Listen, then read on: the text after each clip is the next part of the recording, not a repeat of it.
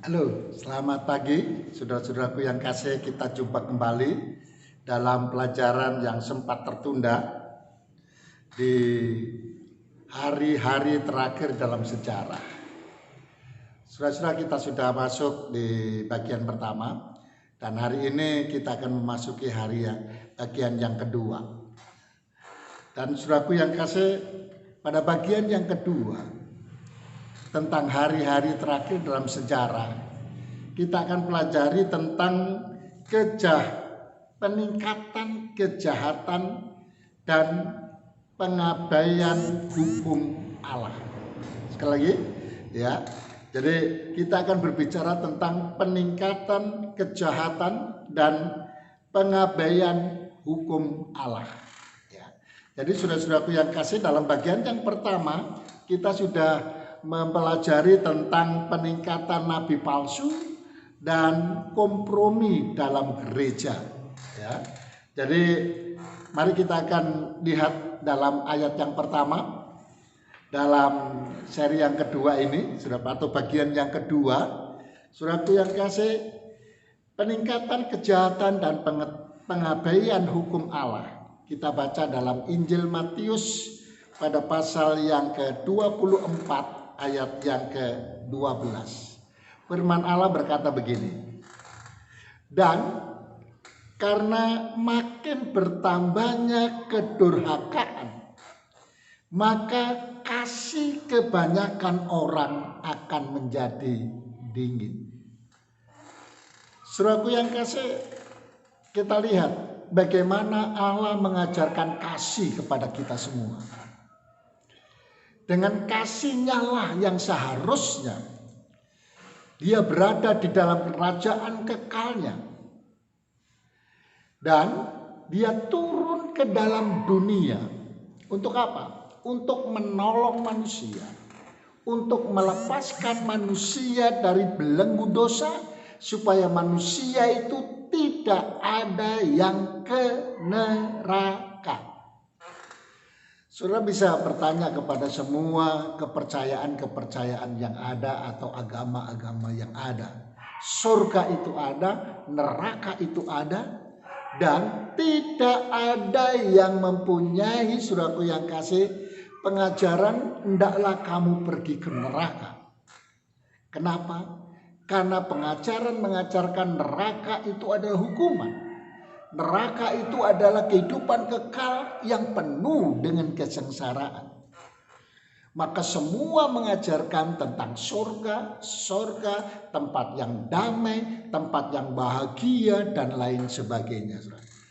Nah, itulah sebabnya saudara-saudaraku yang kasih, kita lihat Allah yang adalah Yesus yang telah menjadi manusia, dia turun oleh karena kasih kepada kita. Ya. Dan apa yang terlihat? Apa yang ada kenyataan? Bahwasanya Yesus ditolak. Yesus tidak dikenal. Bahkan Yesus disalibkan oleh manusia. Saudara-saudaraku yang kasih, tapi benar Yesus tetap mengasihi sekalipun manusia tidak mengasihi, saudara-saudaraku. Ya, tetapi berbahagialah orang-orang yang bisa menerima kasih Kristus itu. Tetapi di akhir zaman ini, saudara-saudaraku, kita lihat ya, manusia bukan semakin bertobat. Manusia bukan semakin mempercayai kasih yang sudah Kristus nyatakan itu dalam hidupnya, lalu kemudian menjadi manusia yang baik. Alkitab ini menyatakan ya, dan karena makin bertambahnya kedurhakaan, maka kasih kebanyakan orang akan menjadi dingin. Saudaraku yang kasih, ketika kita berbuat kasih, Yesus mengajarkan musuh saja. Orang yang menganiaya kamu, orang yang membenci kamu, kamu harus mampu mengasihi dia. Karena Yesus sudah berikan contoh bagi kita. Tapi Alkitab ini mengatakan bahwasanya Di masa-masa kita sekarang ini, akhir zaman ini, saudara-saudaraku yang kasih, ya, kasih kebanyakan orang menjadi dingin.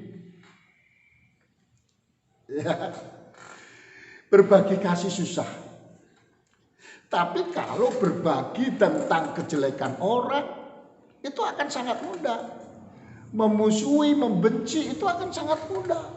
Saudara-saudaraku yang kasih, ya. Tapi sekali lagi, berbahagialah kita apabila kita bisa memahami tentang ajaran Kristus itu, ya.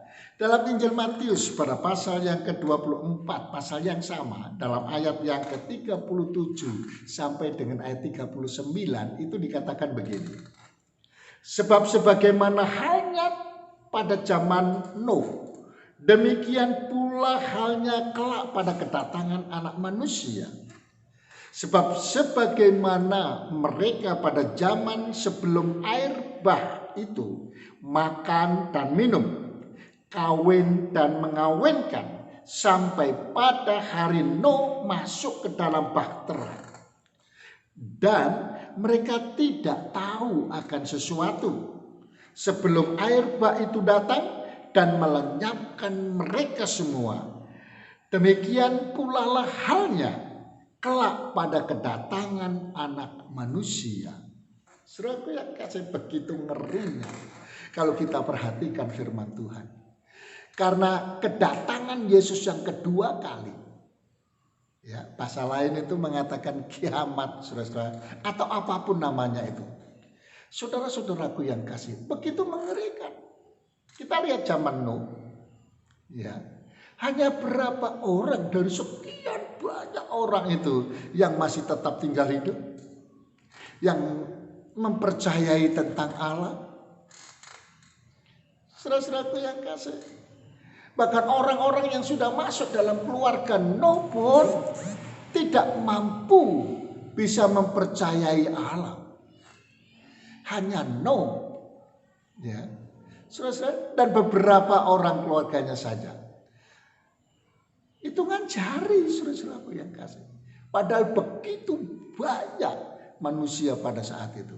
Kenapa? Ya, karena kejahatan.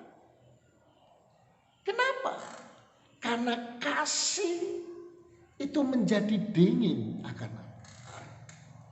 Ya, saudara-saudaraku, orang berpikir hidupnya sudah sejahtera, sudah nyaman, ya, tidak ada masalah, ya, ya, biasa-biasa saja.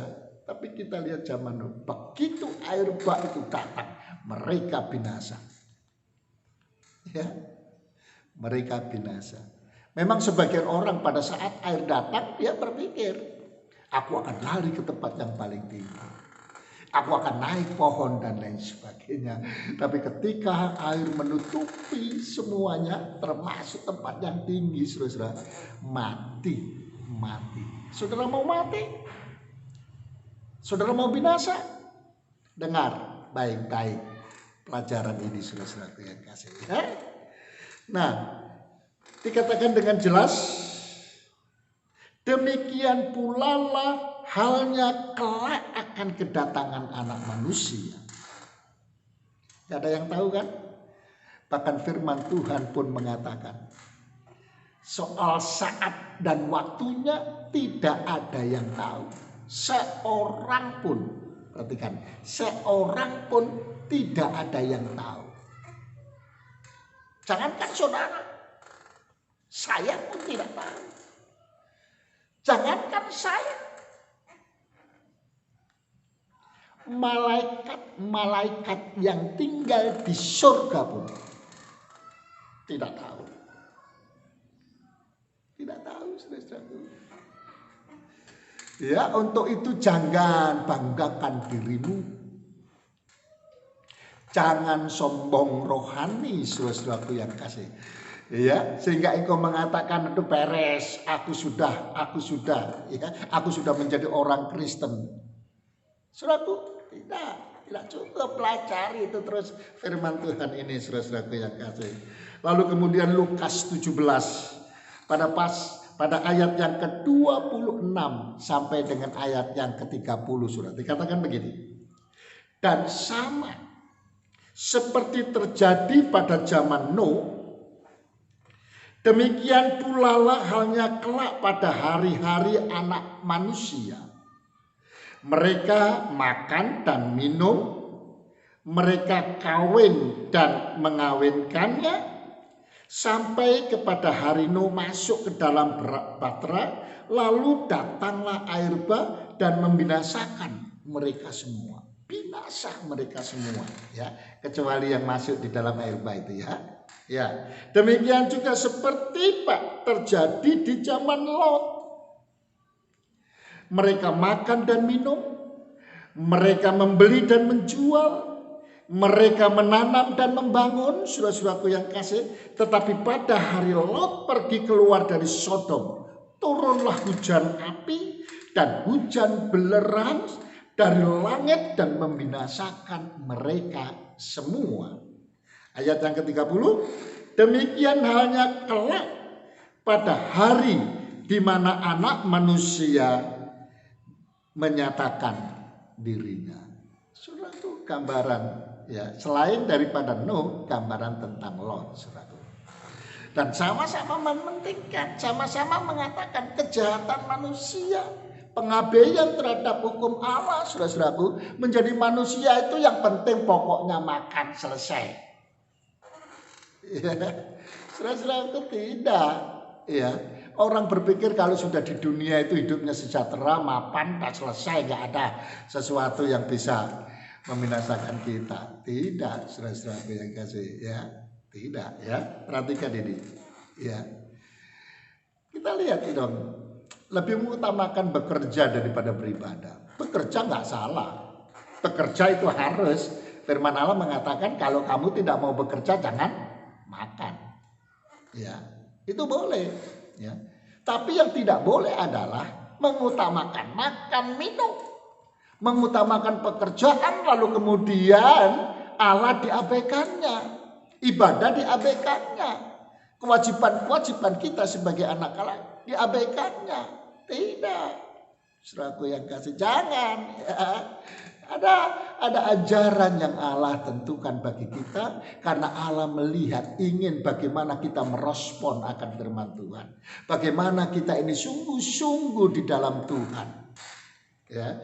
Jadi bukan karena ketika dikatakan kalau kamu percaya, kamu dibaptis, kamu diselamatkan, masuk surga, selesai, itu saja. Tidak. Lalu kemudian kalian leha-leha, ya, saudara-saudaraku yang kasih, main judi, mabuk-mabukan, kumpul kebo, saudaraku.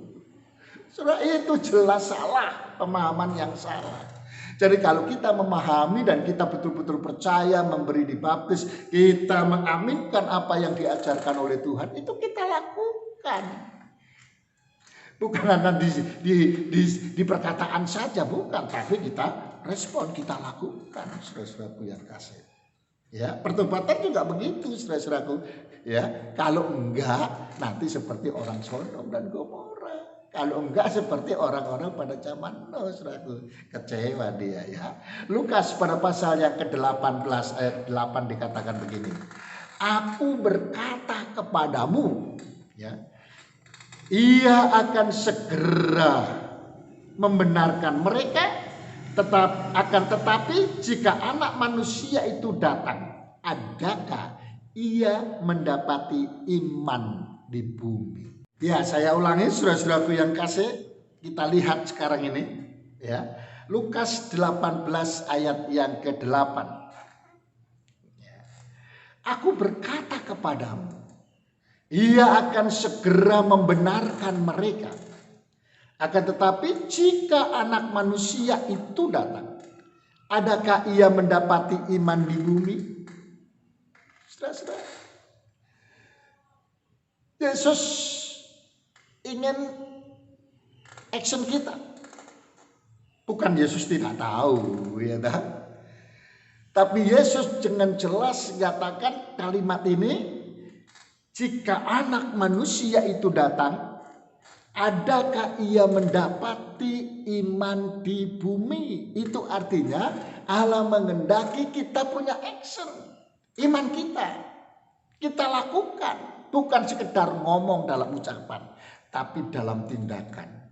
Ya, dalam tindakan kalau kita ini betul-betul mengasihi Tuhan. Ya, wujudkan dengan apa? Ibadahmu dengan apa? Doamu dengan apa? Kerendahan hatimu dengan apa? Kasihmu dengan apa? Kewajiban-kewajiban kita seperti yang apa dikatakan di dalam firman Tuhan kita lakukan.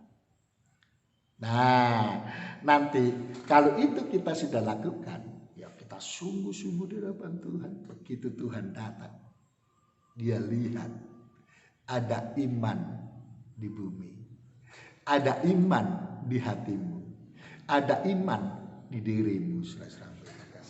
Tentu kalau ada iman, saudaraku, pasti ya Tuhan berkenan kepadanya. 1 Timotius pada pasal 4 ayat yang ke-1 dikatakan begini.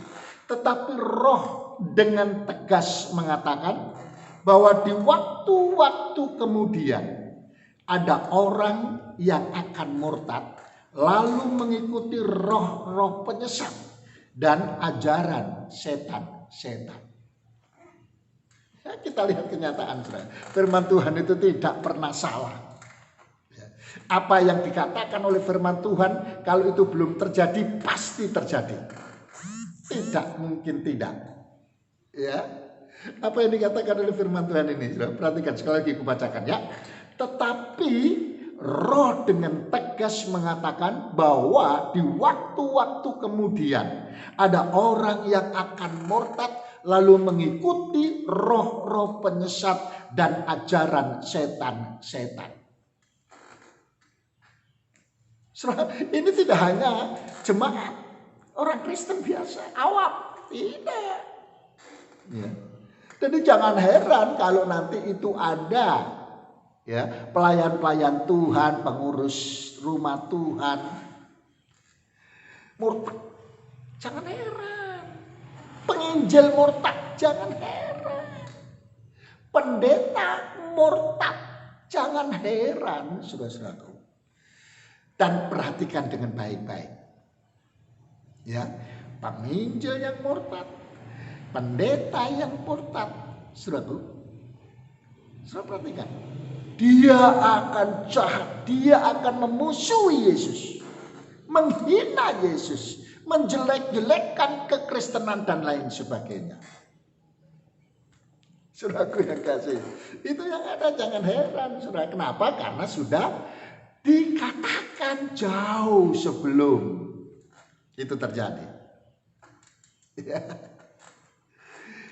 Ingat, di waktu-waktu kemudian banyak orang akan murtad. Maka itu supaya engkau, saya tidak murtad, jaga hatimu dengan firman Tuhan. Kadang-kadang masalah membuat kita undur diri dari Tuhan. Ya, kadang-kadang pertolongan dari orang lain. Ya, dengan ketentuan kalau masalahmu ingin selesai, ku bantu. Asal satu syaratnya, tinggalkan itu Yesusmu, tinggalkan itu agamamu. Sudah, iya, itu bisa terjadi dan banyak saudara-saudara yang kasih. Tapi hari ini kita berbicara, kita melihat Alkitab. Itu sudah dikatakan jauh-jauh hari. Ya, perkataan Yesus itu tidak pernah salah. Perkataan hamba-hambanya yang diurapi, diilhami oleh Tuhan, itu perkataan yang datang daripada Allah. Itu tidak pernah tidak terjadi, saudara-saudara yang kasih. Lalu 2 Timotius pada pasal 3 ayat yang ke-1 dan 8. Ayat yang begitu panjang, saudara-saudara yang kasih ya. Perhatikan di sini.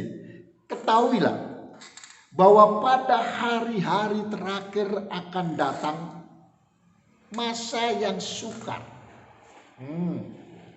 Ya, masa yang sukar.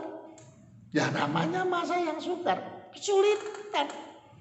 Pergumulan yang berat, tidak sedikit orang tinggalkan Yesus hanya karena masalah-masalah hidup, masalah rumah tangga, masalah pekerjaan, masalah usaha, ya dah, masalah hati, masalah macam-macam saudara-saudaraku ya.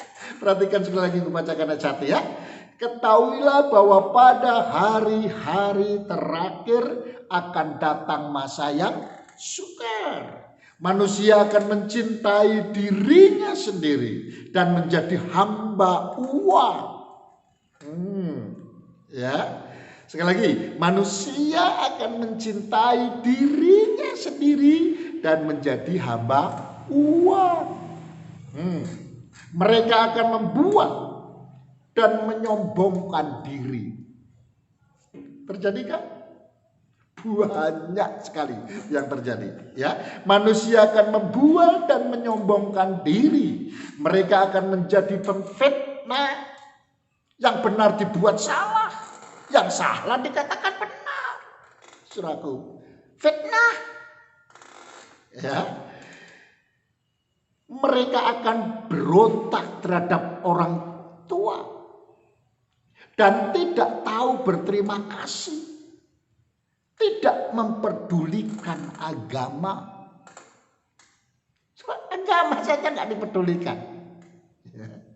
Allah tidak dipedulikan. Yesus tidak dipedulikan. Tidak tahu mengasihi. Tidak mau berdamai. Kan terbalik, saudara. Suka menjelekkan orang. Nih, bagi orang-orang yang suka menjelekkan orang. Saudara, ketika Allah mengatakan kasihlah dirimu, kasihlah musuhmu, saudara, itu maksudnya saudara-saudaraku yang kasih, ya, kita mengasihi orang yang cocok dengan kita, orang yang tidak cocok dengan kita, itu kita kasih semua. Bukan yang cocok kita kasih, yang tidak cocok kita musuhi, bukan. Ya, ini orang yang suka menjelekkan orang. Itu tanda orang itu tidak bisa mengasihi orang yang tidak cocok sama dia. Salah. Ya. Tidak dapat mengekang diri. Garang. Marah-marah, enggak jelas. Ya. Tidak suka yang baik, maunya yang jahat. Ya. Jangan mabuk-mabukan. Malah teler. Iya, karena dia pikir kalau mabuk, kalau merokok balbul gitu, saudaraku yang kasih, ya, itu dia bilang apa? Kalau nggak ngerokok kayak banci. Bener itu, bener? Salah. Justru banci itu merokok. Merokok, saudaraku, bukan nggak merokok. Lihat itu, ya, di mana saja itu, ya. Mereka pada merokok. Ya. Ayat yang keempat dikatakan suka mengkhianat. Bahaya ini. Tidak berpikir panjang. Pokoknya hari ini cukup, selesai. Besok terserahlah. Ya. Padahal yang dia lakukan jahat. Nggak tahu dia bahwa saja ada neraka. Berlagak tahu. Loh, kalau berlagak tahu kan berarti nggak tahu. Banyak orang Kristen, ya, semua dia tahu. Dari seluruh A sampai Z dia tahu. Loh, bagaimana manusia bisa sempurna seperti itu? Semuanya tahu. Hati-hati, ya. Jangan berlagak tahu. Kalau nggak tahu katakan tidak tahu. Kalau tahu baru bilang tak tahu. Jangan nggak tahu bilang tahu. Itu kan nanti seperti orang buta nuntun orang buta, masuk jurang semua. Ya, lebih menuruti hawa nafsu. Lebih menuruti hawa nafsu daripada menuruti Allah. Ya, sudah perhatikan itu ya. Nah, secara lahiriah mereka menjalankan ibadah mereka. Tetapi pada hakikatnya mereka memungkiri kekuatannya, maka jauhilah mereka itu.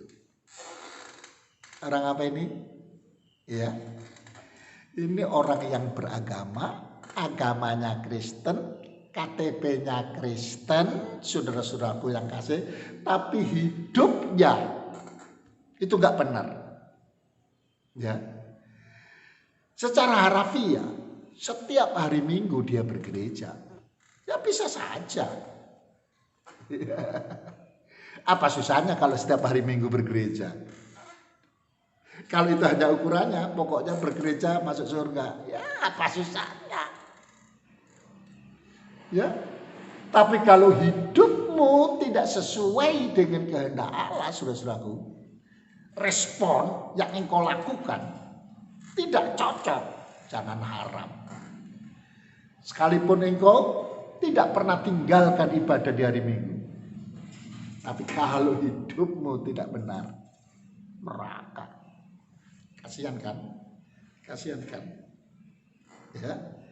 Jadi saudara-saudaraku yang kasih, ini perlu Alkitab mengatakan, kalau ada orang yang seperti itu, sok rohani, gitu.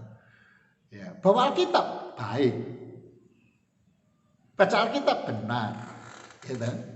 Tapi kalau bawa Alkitabnya hanya pengen dilihat orang, bahwasanya kamu rohani, membaca Alkitab, gitu, ingin hanya diperdengarkan, lalu orang mendengar, oh itu sudah menjadi rohani, tapi hidupmu tidak benar, no, tak ada artinya itu di hadapan Tuhan. Ya, bahkan Alkitab mengatakan jauhilah mereka itu. Ya, jauhi. Ya, ayat yang ke-6, sebab di antara mereka terdapat orang-orang yang menyelundup ke rumah orang lain dan menjerat perempuan-perempuan lemah yang syarat dengan dosa dan dikuasai oleh berbagai-bagai nafsu. Pengajaran-pengajaran sesat ini sekarang itu kayak singa yang lagi lapar, mengaum-ngaum, cari orang-orang yang dapat ditelannya, orang-orang yang dapat ditipunya dengan ajaran yang salah itu, masuk ke rumah-rumah. Saudara, pernah rumahmu dimasuki oleh pengajaran-pengajaran sesat? Atau barangkali engkau berpikir, ya, itu kan bawa Alkitab, iya kan? Itu kayaknya dibaca ayat-ayat firman Tuhan. Saudaraku, perhatikan Alkitabnya, sama tidak? Paulus mengatakan kepada jemaat yang ada di Galatia, saudara-saudaraku yang kasih, kalau ada orang yang mengabarkan Injil yang berbeda dengan Injil yang kamu terima, ya, firman Tuhan itu, Injil itu, firman Tuhan, Alkitab itu, dari Kejadian sampai Wahyu itu, kalau itu beda, terkutuk itu salah, itu sesat, jangan ikuti. Ya. Itu sudah banyak. Ada yang Alkitabnya sudah berbeda, ya. Lalu kemudian toh kalau dia itu ada kitabnya sama, saudara-saudaraku yang kasih, tapi pemahamannya berbeda, tidak sesuai lagi dengan apa yang ada dalamnya, salah, ya. Lalu kemudian dikatakan, yang walaupun selalu ingin dihajar, namun tidak pernah dapat mengenal kebenaran. Setiap pemberita-berita firman Tuhan, kalau penginjil tidak terasa, saudara. Tapi kalau gembala, itu akan terasa. Berapa lama dia berjemaat? Puluhan tahun. Bahkan sejak di kandungan ibunya dia sudah beribadah. Masih di kandungan. Kenapa? Karena ibunya ajak dia di gereja. Ya. Lahir sebelum mengenal sesuatu diperkenalkan firman Tuhan dalam ucapan syukur hamba Tuhan yang datang bersukacita karena dilahirkannya. Semenjak anak-anak sudah dibawa ke gereja. Lalu sudah umur 80 tahun di gereja. Maka gembala akan tahu. Ibrani dengan jelas berkata, kalau dilihat dari sudut pandang waktu, Kristen dari lahir sampai umur 60 tahun, itu Kristen yang lama. Harusnya orang-orang yang seperti ini itu menjadi contoh, menjadi teladan, menjadi pengajar bagi generasi terusnya. Tapi ini enggak. Mabuk-mabukan, judi, merokok, balbul, saudara-saudara. Bilang sama anaknya sambil merokok, bertobat kau. Ya. Kau masih kecil, kau bertobat, gak usah kau ngerokok. Tapi dia sambil merokok, saudara. Marahi anaknya jangan merokok, tapi dia merokok. Gak sama apa yang dia ucapkan dengan apa yang dia lakukan. Saudara-saudaraku yang kasih, perhatikan di situ. Yang walaupun selalu ingin diajar, bergereja dia karena adat harus beribadah, karena sudah dinamakan orang Kristen, sudah dibaptis, ya harus bergereja. Ya udah bergereja, hanya sekedar bergereja saja, ya. Tapi tidak pernah kebenaran itu masuk lalu dipahami dengan benar. Maka hidupnya begitu-begitu saja. Yang judi tetap berjudi. Saudaraku, perhatikan. Stop. Sama seperti Yanes dan Yabres menentang Musa, demikian juga mereka menentang kebenaran. Akal mereka bobrok dan iman mereka tidak tahan uji. Jadi orang-orang yang seperti itu nggak tahan uji, saudara-saudaraku yang kasih. Saya sudah banyak melihat karena saya sudah malang melintang. Dari desa ke desa, dari kampung ke kampung, dari pulau ke pulau, saudara-saudaraku yang kasih. Pelayanan, ya, penginjilan, ya. Lalu kemudian juga karena punya penggembalaan juga, saudaraku. Lihat, ada begitu banyak nggak tahan uji orang-orang yang seperti ini. Nggak cocok sama pendetanya karena pendetanya khotbah yang diurapi oleh Tuhan menempelak hidupnya, sakit dia. Padahal sudah, kalau dia menyadari dia ditempelak firman Tuhan, ya memang sakit rasanya. Ya itu tanda Roh Kudus bekerja sebetulnya. Kalau dia bisa menyukuri, dia katakan apa? Terima kasih Tuhan, Engkau sudah tegur aku. Bertobat, wah maka Tuhan akan berkati. Tapi kenyataannya nggak tahan uji, saudara. Ya begitu tertempelak, malu, sakit telinga ini. Memangnya hanya di sini saja gereja. Ya. Tempat lain itu banyak. Ya, lebih besar gerejanya. Ya. Lebih baik pendetanya. Ya, saudara-saudaraku. Ya. Gereja yang lebih baik sebenarnya, gereja yang baik itu adalah di mana gereja itu ada Yesus yang berkuasa di dalamnya. Bukan sosok orang, bukan manusia. Ya, bukan, saudaraku yang kasih. Di mana pengajaran Allah itu ditegakkan. Disitulah gereja yang benar, gereja yang baik, saudaraku. Iya. Jadi saudara-saudaraku yang kasih, ayo.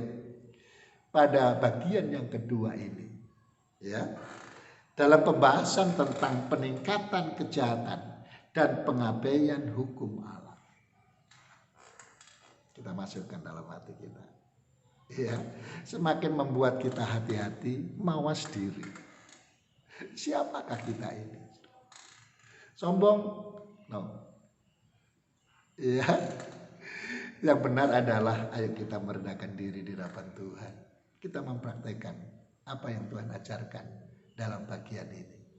Ketika itu kita lakukan, saudaraku, maka damai ada pada kita. Maka Yesus bersama dengan kita, sehingga Dia akan membuat berhasil usaha kita.